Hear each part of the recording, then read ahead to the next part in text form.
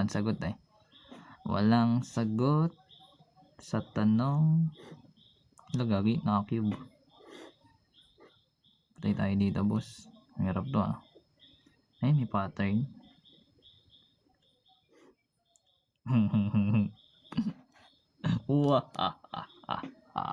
Ay. So, ito naman guys. Pag may given na ganito, dapat familiar ka sa sa mga, ang tawag doon? Special products. Anyways. So, meron tayong given na x cubed minus 8 all over x divided by x squared plus 2x plus 4 all over x squared. So, basically, ang ginagawa guys, ito kasing x cubed minus 8 is difference of 2 cubes yan. So, marunong ka ng factoring nun. Ganito lang siya ginagawa. So, magkakaroon tayo dun ng x minus 3 ay 2. I mean, bakit 2? Kasi pag kinubrot mo yung x cube, magiging x. Pag kinubrot mo yung 8, magiging 2. Then, sa case na to, magkakaroon na tayo ng format ng a squared tapos plus ab plus yung b squared natin. So, ito yung a natin, ito yung b. Yung x yung a, yung b natin is yung 2. So, x squared plus x times 2 is 2x. Then, 2 squared is magiging 4. Ito yung factored form niya. All over x. All over ulit. Yung x squared plus 2x plus 4 all over x squared. Then, after that, syempre, ito pwede natin simplify eh. So, parang gusto mo guys, pwede tayo mag-cancel dito pa lang eh. Tuwat ka pa ba to? Tinamad na eh. So, magkakaroon tayo guys ng cancel ko na lang. Pwede naman i-cancel eh. Kasi maka-cancel na lang to. Tinatamad. Tingnan, copy ko na.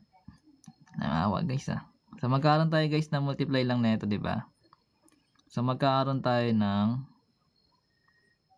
x minus 2 times x squared plus 2x plus 4. Hindi nakita. Then, times yung x squared natin. All over yung, ito, multiply mo lang to dito. So, magkakaroon ka ng x times yung x squared plus 2x plus 4 natin. Wherein, pwede ka na mag-cancel out dyan. So, cancel na tong trinomial. Mababawasan lang tong x squared. Kasi may x pa yun sa gilid. Or sa baba. So, bali x na lang to guys. Then, multiply mo sa x minus 2. Oh, gano'n na yung sagot. Pwede na yan. Or kung gusto mo, expand yan. Kung ng ginawa Sir AJ. Like, magiging x squared minus 2x. Gano'n siya ginagawa. Gaging hirap na ito ah. Napera pa tayo ni Gemini ah. Ito, solve for x daw guys. Hirap. Hirap ba to?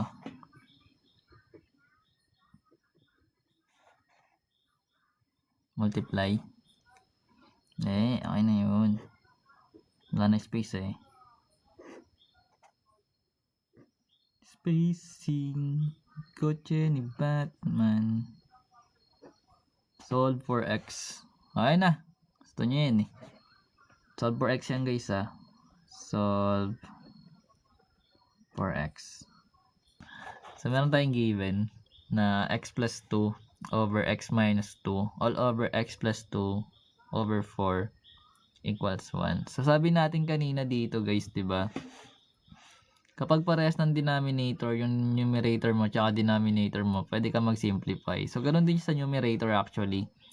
So, ang numerator mo sa numerator mo is x plus 2 and numerator mo sa denominator mo is x plus 2. Pwede mo i-simplify. So, magiging 1 na lang yun.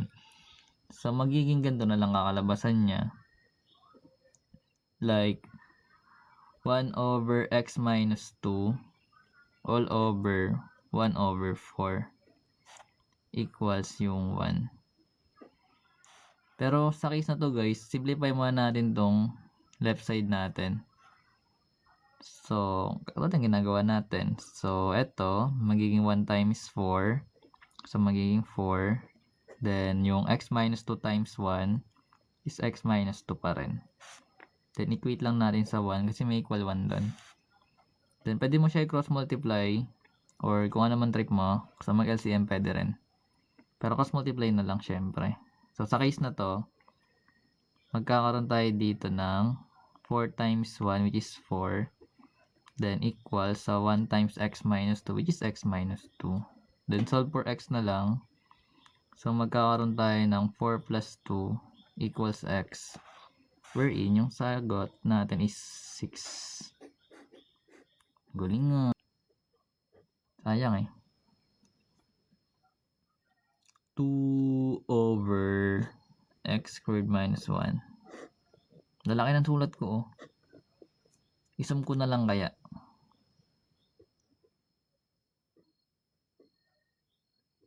Madali lang yung mga given eh. Madali na guys. Menentalis. Magalings. Anyways. So, meron tayong given na 2 over x squared minus 1 all over 1 over x minus 1 minus 1 over x plus 1. So, copy lang natin yung numerator. Wherein, meron tayong denominator na pwede natin i-combine. Like, yung maging LCD na ito guys kasi pare sila binomial. So, kakopy lang natin yung x minus 1 tsaka x plus 1. Then, ginagawa natin like takip. Then, yung matitira mo multiply mo sa numerator. So, dahil times 1 lang naman yun, edi ito x plus 1 na. Then, minus. Sa kabila naman is x minus 1. So, remember guys, dapat may minus to dito ha. Kasi itong minus mo, ito yan. Pag hindi mo ito nilagyan ng parenthesis, mali ka na dyan. Sana gets. Anyways, so magkakaroon tayo dito guys ng 2 over x squared minus 1. Then ito guys, kung maalala mo, itong x minus 1 tsaka x plus 1 is difference of 2 square yan eh. Kasi x times x squared, then negative 1 times 1 is negative 1. So, pares lang to na ito. So, pwede na natin yan i-cancel out. Difference of 2 square. So, kakancel ko na yun syempre. Matitira na lang sa numerator natin is 2. Then, over etong x plus 1. Then, didistribute natin tong negative sign sa loob ng parenthesis. So, magkaroon tayo ng negative x. Then, plus 1. Then, magkakaroon tayo dito ng 2. Then, yung x minus x is 0. And 1 plus 1 is 2. So, yung 2 over 2 magiging 1. So, 1 yung sagot. Ang galing. Galing na mga ano natin mga valedictorian. Iba talaga pag valedictorian. Mentalist. Ito. Number 19. 1 plus 2 over x minus 3 over x squared. Ang hirap. Haha. Ayan, nagutan mo. Wala pa nga ni.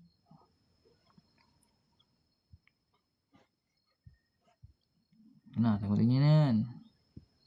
Kanina, number 19 na yan. Last na, number 20. Napaka mahirap. Negative exponent. Madali lang ito. Look, isuot na nga agad. Port. Grabe yan. 1 minute. Wala pang 1 minute. Mabilis. Calculator. Pas talaga mga, ano yun, no? Lakas eh. Batakers. Batak? Paano yung ginagawa? Eh, di hindi ko alam. Assignment yan, guys. Ay. Nagkaroon ng assignment. Ay, gagi, madaling araw na pala. Last na to, guys. So, magkakaroon tayo, guys. Meron tayong given na 1 plus 2 over x minus 3 over x squared all over 1 minus 1 over x squared. So, basically, ano daw? Hindi, mano-mano natin. So, kung natin LCD ng tatlo, which is x. squared. Pag LCD or LCM guys, yung pinakamalaking exponent kinukuha. So, yun na siya, x squared. So, magiging x squared times 1, which is x squared. And mababawasan lang to ng isa. Times mo doon, magiging 2x. Makakancel yung x squared, matitira yung minus 3. All over, dito rin x squared. Then, x squared times 1 is x squared. Then, pag parehas, copy na lang yung numerator. So, minus 1. Kasi subtraction yun. Same ng denominators. Cancel out. Matitira is x squared plus 2x minus 3 over yung denominator na x squared minus 1. Wherein, itong x squared plus 2x minus 3 is trinomial siya na factorable.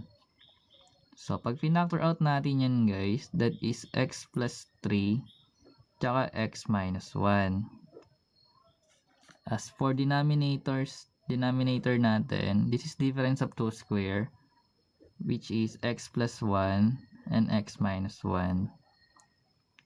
In this case, pwede na makancel yung x minus 1. So, magkakaroon tayo ng x plus 3 over x plus 1. So, kasi cancel na tayo. So, ito yung magiging sagot. Then, cancel yung x. Ay, naulo ka. Last na, number 20. Dami naman. Last, pinamadali.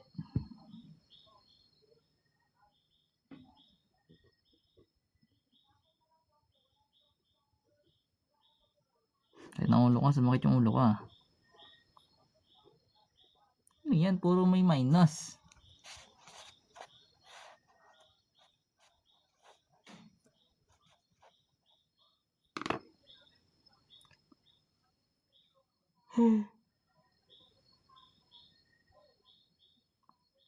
Gusto ko yung bukas. Basta March na lang. Ano pala akong paninda. Naubos na. Sakto, 1 linggo.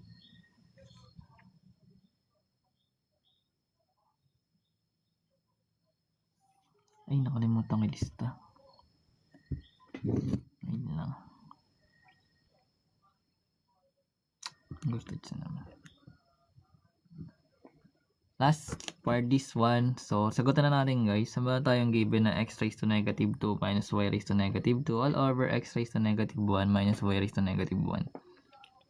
So, gawin natin muna silang mga positive exponents wherein yung numerator natin magiging 1 over x squared minus 1 over y squared all over 1 over x minus 1 over y. So, ganun siya ginagawa.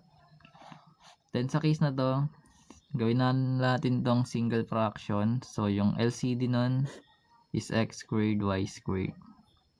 Then, takpan mo na lang. Then, yung matitira, multiply mo sa numerator. So, that is y squared. Sa kabila naman is minus x squared. Then, as for denominator, ganun din. LCD natin is xy, wherein magiging y minus x. Then, eto guys, pwede tayo mag-cancel ng denominator, bawasan natin. Pero kung ayaw mo, okay lang. Copy na lang muna natin. So, multiply lang natin nun. Magkakaroon tayo ng y squared minus x squared times yung denominator na xy.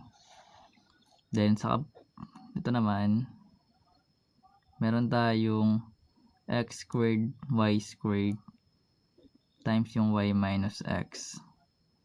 So, in this case, sabi natin, pwede natin ito mag-simplify. Matatanggal to dito guys. Then, ito matitira is xy pa sa denominator. So, bali ganito kakalabasan. Pero itong y squared minus x squared kasi is difference of 2 squares pa rin sila. Wherein magiging y minus x siya, tsaka y plus x. So, in-eliminate na natin itong xy kasi makakancel siya dito. So, matitira sa denominator natin is xy na lang. Then, yung y minus x.